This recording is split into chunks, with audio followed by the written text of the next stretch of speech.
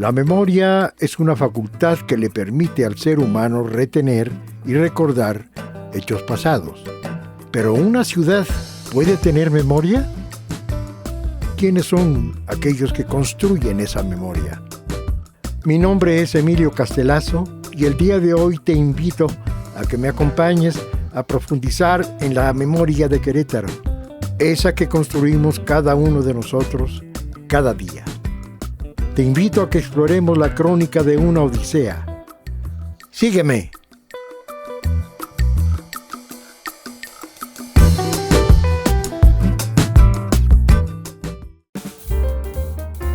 El día de hoy platicaremos con Lilian Mercedes Hernández, licenciada en Ingeniería Mecánica Eléctrica y maestra en Administración de las Organizaciones por la UNAM. Además, Lilian fue docente de la UNAM y actualmente se dedica a escribir poesía. Acompáñenme a conocerla.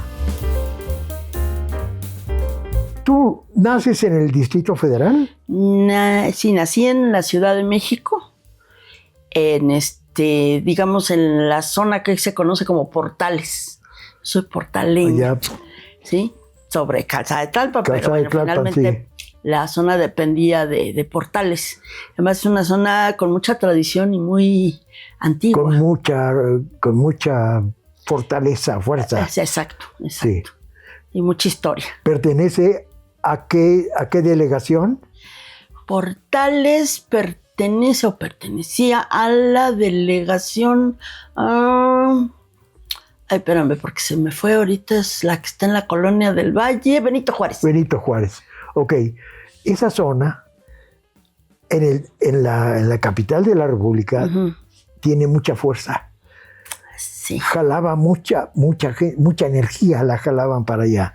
Por alguna razón, yo estuve viviendo en México 27 años de mi vida. Caray. Así es de que, por alguna razón, me desarrollé esa sensación de que esa parte de la ciudad era muy atractiva. Bueno, sí. Naces ahí y tus papás también son de... No, mi papá nace en el puerto de Veracruz y mi mamá, ella sí nace en la capital, pero mi abuela materna nace aquí en Querétaro. Ah, mira. Y ella, bueno, básicamente tuvo mucha injerencia en mi crecimiento, en mi manera de comer, de ver la vida, de ver las cosas, ¿no? ¿Tu abuela? Mi abuela materna. Materna, sí. Fue con la que conviviste. Muchísimo. ¿Con tus otros abuelos? Sí, no. igual, pero digamos que la que era muy cercana a mí fue mi abuela materna. ¿A qué se debió esa cercanía tan...? Pues yo creo que convivíamos diario. Mi abuela vivía con nosotros. Era la que unas enfrijoladas deliciosas hacía, era la que sí, no había yo terminado de estudiar, me levantaba a las 3 de la mañana para que terminara yo de estudiar. Era quien me hacía desayunar y finalmente a quien le agarré el gusto por la cocina. ¿Me dijiste el nombre de tu abuela? Mi abuela se llamaba Cecilia Montoya. Cecilia Montoya. ¿Y cómo le decías? Ceci o abue. Abue. Más abue que Cecilia. Que Ceci, sí. Ok. Abue era lo más... Sí, lo más común. Sí, pero además lo más... con mayor fuerza, con mayor contenido, quizá. O Huita. Okay. Abuelita, Huita. Huita también Huita. Le decías. Ajá. Ok, pues fue una convivencia muy cercana, muy linda. Muy cercana. Sí. Ok. De aquella edad, siendo chiquita de unos 6, 8 años, ¿tienes algún recuerdo entrañable que hoy todavía de algún evento que haya ocurrido, que te haya ocurrido, que todavía lo recuerdes con mucho cariño? Ay, pues la verdad es que son varios.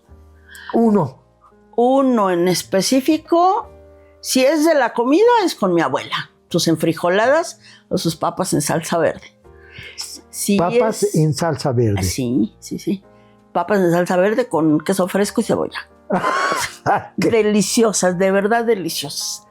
Sí, ¿Y eso le gozabas mucho? Sí. Porque además... Pues yo creo que como en todas las familias en México, hay rachas donde pues el dinero escasea o no alcanza para mayores cosas, pero pues mi abuela como que no se complicaba mucho la existencia. Sí, o sea, si no había para huevos, había para papas y había para enfrijoladas. Y yo no me acuerdo haber comido platillos más simples y deliciosos que esos que hacía mi abuela. Cambiamos a la parte formal de estudios. Uh-huh. ¿Tú estudias tu carrera, toda tu...? Yo estudio desde el preescolar hasta la maestría en la Ciudad de México. ¿Maestra en...? La maestría la hice en Administración de las Organizaciones y la licenciatura en Ingeniería Mecánica Eléctrica. Ah, caray, entonces... Sí, tampoco. ¿Cuál es lo tuyo? Depende. A ver. Si ahorita me preguntas qué es lo mío, escribir y bailar. Me fascina bailar, me encanta bailar. ¿Sí? Me gusta mucho escribir. Me encantaban las matemáticas. Me gusta mucho la astronomía. Mi padre era ingeniero, 2 de mis hermanas también son ingenieros. Entonces, ¿pero tú de qué vivías? Digamos que en la época en la que tiene uno que trabajar porque si no, no come, ajá, de ingeniero. ¿En ingeniero mecánico electricista, sistemas de potencia, trabajé para Comisión Federal, trabajé para Condumex, viajaba demasiado. Y me invitan en la universidad a dar clases en la Facultad de Ingeniería, en la UNAM. ¡Ay, qué prestigioso! Sí. Y entonces empiezo a dar clases ahí por la misma situación de que, bueno, mi hija estaba muy pequeñita, yo me acababa de divorciar, y pues si a mí me preguntas cómo se cambian los pañales o cómo enseñas a alguien a ir al baño, la verdad es que no sé. Porque eso, bueno, mi mamá se dedicó a ello, ¿no? O sea, ahí sí. Yo no metí mano. Fue tu ayudanta. Fue mi ayudanta, mi señora madre. Y además ella fascinada. Ella fascinada, aunque sí le quitamos esa fascinación. Entonces yo decidí que al año se iba a la guardería y se fue a la guardería. Ah, ok. Sí, pero no la veía. Y entonces cuando me hacen la propuesta de dar clase en la Facultad de Ingeniería, yo salgo de Condumex. También estaba en un despacho dando asesorías en sistemas de calidad y me dedico a asesorar empresas en sistemas de calidad, de aseguramiento de calidad y a dar clases en la Facultad de Ingeniería. Voy a hacer una pregunta. Sí. Yo soy una empresa que requiere de los servicios de una persona como tú. Ajá. ¿Qué tipo de problema clásico te presentaba una empresa para que tú le ayudaras en el diseño de una solución? La mayoría de las veces, como eran sistemas de calidad que además todavía no estaban muy implementados aquí en México, salvo en la industria automotriz, sí, la situación era que fueran buenos proveedores, sobre todo de la industria automotriz. Y entonces era generar una serie de procedimientos y documentos en cuanto a sistemas de aseguramiento de calidad. ¿Sí? Viendo el proceso desde sus inicios, desde que entran materias primas. Yo proveedor de Ford, ajá, decía, mira, Ford me está exigiendo esta ISO calidad. 9000, exacto. Ok, entonces ayúdame a diseñar el procedimiento para llegar a cumplir esa exigencia. Exactamente. Y entregar. Esa fue tu tarea. Esa fue mi tarea. Entonces estabas todo el día, pues sí, viajando, inmersa, metida, y los pañales así como que, pues como que no. No había forma de estar más consciente de ello, ¿no? Y más que nada porque viajaba mucho, o sea, me la pasaba entre Monterrey, Guadalajara, Saltillo, San Juan del Río. El norte, digamos. Sí, y entonces, digo, cuando me hacen esta propuesta de dar clases en la facultad y solamente ver proveedores, pero en lo que es la zona metropolitana y la Ciudad de México. Híjole. Entonces decido dejar Condumex y dedicarme a dar consultoría. Consultoría. Exactamente. Y dar clases.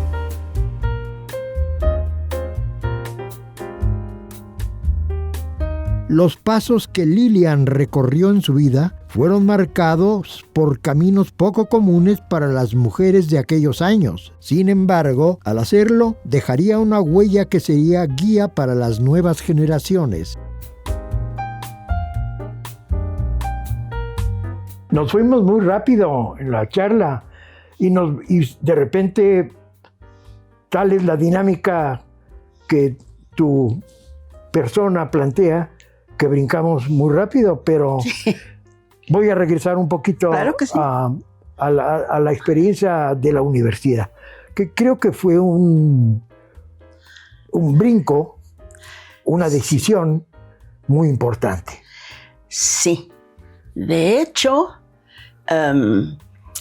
de niña yo estudié piano 10 años, yo tenía pues muy metida la idea de ser pianista y de estudiar periodismo. Sí, o sea, son cosas muy, muy diferentes, pero en mi casa había una idea muy, muy fuerte, muy bien cimentada sobre estudiar ciencia, ¿sí? Y bueno, pues mi padre fue ingeniero mecánico eléctrico y mi mamá amaba la forma en que se lograba un pensamiento de tipo abstracto racional. Entonces, pues dijo, pues si te vas a la universidad, vas para ingeniería. Y yo, ay, ma, ¿será cierto? ¿Será bueno? Porque además me crié en escuelas de monjas. Yo nunca estudié con varones, estudié con puras niñas y en escuelas particulares.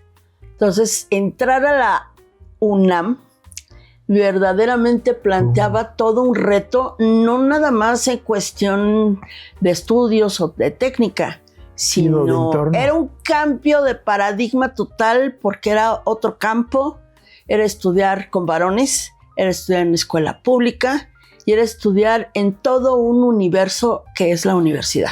No, y la universidad que era un verdadero monstruo. Es un monstruo. Pero es mi monstruo adorado. La verdad, es un monstruo, pero es un monstruo adorado. Mi papá fue también catedrático ahí en Facultad de Ingeniería.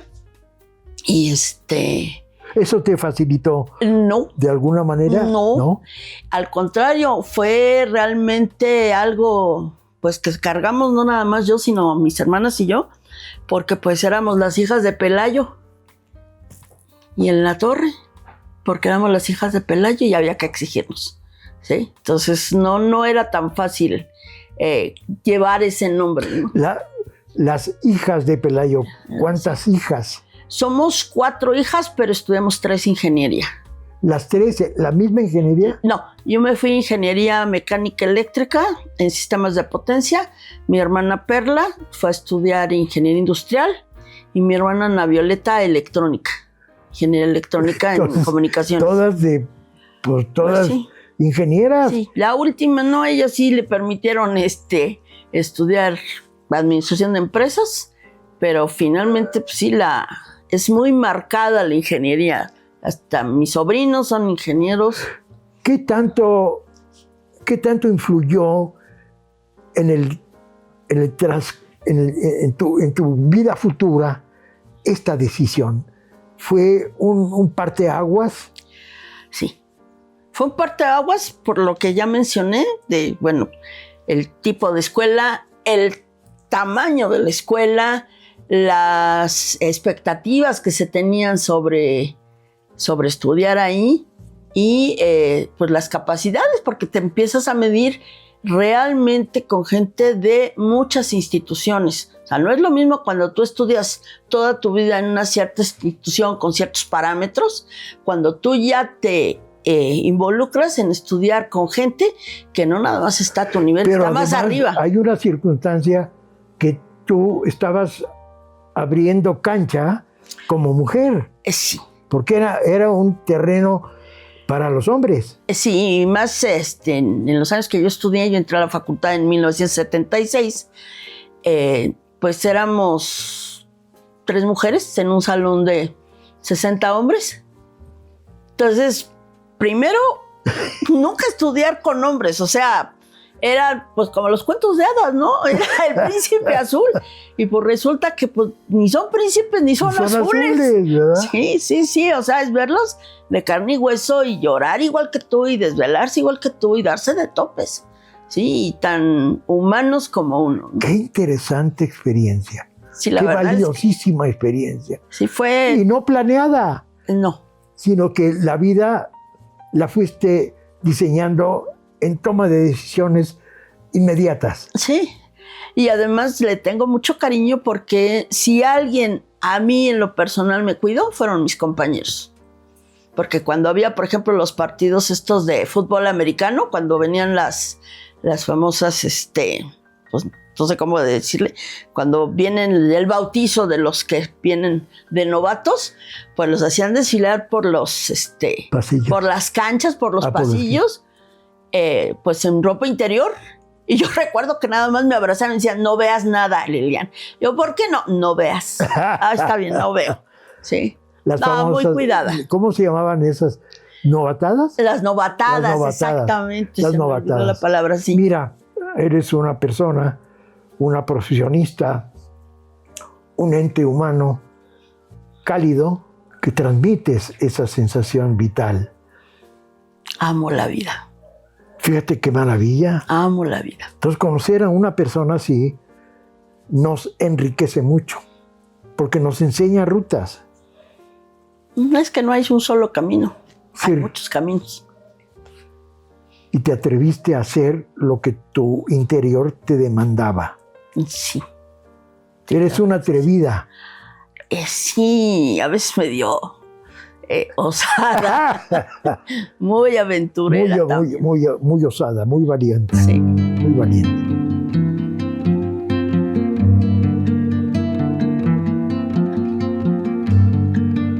Lilian afrontó los retos que la vida le impuso de manera exitosa, demostrando así a su familia y a sus compañeros que no existen los límites cuando se sueña en grande.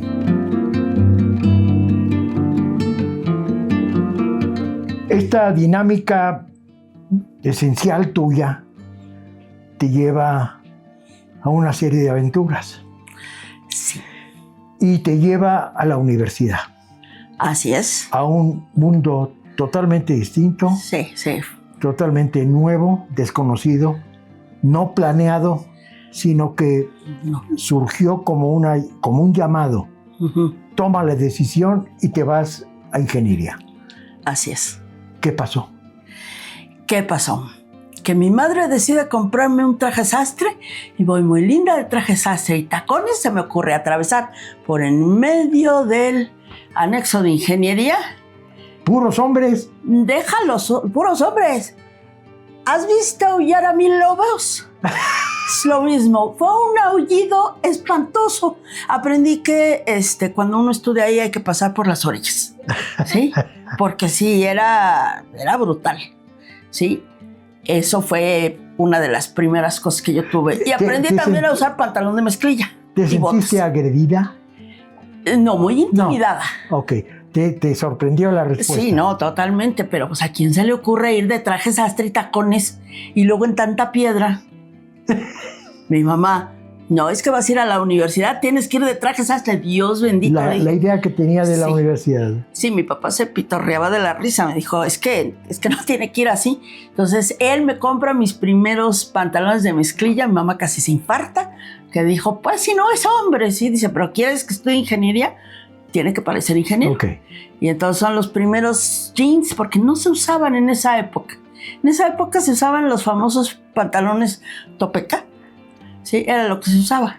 Y las mujeres normalmente no usaban pantalones de mezclilla. Pero bueno, pues para ir ahí era pantalón de mezclilla y botas. Zapatos de bota, que hoy son muy comunes. Es común, en mi sí. época no. No. Es más, la bota más chica que había, y eso fue un problema que luego tuve en la fábrica de Condomex, era del número 5, yo calzaba 2.5. Entonces, no había forma de que hubiera zapatos para caminar. Entonces, eran tenis y pantalón de mezclilla. Y el pantalón de mezclilla era para obreros y para la gente de construcción. Uh-huh. pero era lo más cómodo. No, y resistente. Muy buenos, resistentes y además súper cómodos, porque además, si no había dónde sentarse, pues te sentabas en el suelo o en las escaleras. Claro. Bastante cómodos los pantalones de mezclilla. Esa fue mi primera. Entonces fue un gran cambio. Totalmente. En todos sentidos. En todos sentidos. ¿Qué pasó? ¿Qué pasó? Pues seguí estudiando. Fue increíble estudiar con hombres, mejor que con mujeres. Tienen otra manera de ver el mundo, de armar la vida, muy distinta a las mujeres, totalmente. Aprendí a ser más práctica, ¿sí? Me sentí muy cuidada por mis compañeros y nunca sentí ni que hubiera competencia, ni ese choque que luego teníamos en la escuela de puras mujeres. Sí. Y además pues éramos benditas entre los hombres, entonces éramos cuidadas. ¿Cuántas mujercitas fueron? En eléctrica salimos 6 mujeres y 300 hombres, nada más de mí, de ese bloque. En ingeniería mecánica fue una mujer y 600 hombres. ¡Qué barbaridad! Sí, éramos así como muy escogiditos. De hecho, por ahí tengo una foto de cuando fue mi graduación y se ve ahí que las que somos. Todos los hombres y sí, como moscas, las mujeres. Las mujercitas. ¿Sí? Sí. Y más cuando pues ya terminas la carrera y pues tienes que trabajar. Entonces, primeramente me voy a hacer prácticas profesionales a CFE y CFE me manda a las subestaciones de lechería y nopala. Y pues bueno, pues yo seguía con mis pantalones de mezclilla, casco y botas. Sí, mamá atacaba, pero yo feliz, ¿sí? Porque finalmente también me daba mucha libertad de ser realmente yo. Para entonces, ¿ya te habías casado? No, todavía estabas. No. Estabas una niña. Y además eso también fue otra situación muy compleja, porque en mi generación las niñas después de los 18 años ya tenían novio formal, ya estaban pensando en casarse. Varias de mis compañeras se casaron a esa edad. Pues yo no, y entonces incluso mi hermana decía, pues es que van a decir, ahí van las señoritas Fernández a los 60 años y nunca nos van a pelar porque quién se quiere casar con alguien que estudie una carrera como ingeniería. Sí, que es de hombres. Que es de hombres, además, ¿no? Entonces sí fue un poco, un mucho, pues complejo desde ese punto de vista, ¿no? Pero no era una cosa que te estuviera tocando la puerta. Es que no puedes tener novio si estás estudiando una carrera así. No te permite tener novio a menos que sea de la misma facultad y casi en el mismo salón. ¿Cómo surge el primer novio? ¿Cómo surge el primer novio? Estudiando métodos numéricos. Un ingeniero. Sí, claro. Sí, porque además, pues, ¿dónde te ves? Pues estudiando. ¿Dónde comes? En los tacos de afuera con él estudiando. O sea, no hay forma de cambiar eso.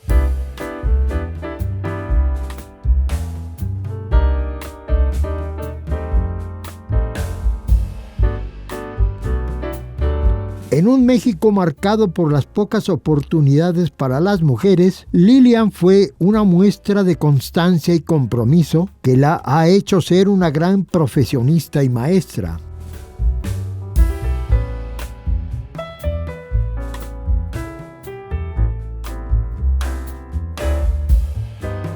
Mira, es tan rica tu experiencia que vamos a necesitar un segundo episodio para seguir platicando. Ay, encantada. Porque no paras, mujer. ¡Qué barbaridad! No solamente en experiencias, sino que te gusta comentarlo, platicarlo, decirlo, revivirlo. Pues la verdad me estás haciendo revivir muchísimas cosas que tenía yo dormidas. Ahí dormiditas. Sí.